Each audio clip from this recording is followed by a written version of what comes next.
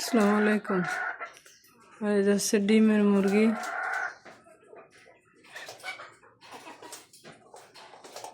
সবগুলো আলহামদুলিল্লাহ ভালো আছে, কিন্তু কয়েকটা মুরগির যে মলটা আপনার কোনোভাবেই ঠিক হচ্ছে না। এই যেরকম পানি পানি, এটা কী রোগ হয়েছে, কি সমস্যা? আর মুরগি সুস্থ আছে এবং খাবার দাবার ঠিকমতো খায়, কিন্তু মলটা ভিজা ভিজা। এটার চিকিৎসাটা হয়েছে প্রোবায়োটিক এবং এনজাইম।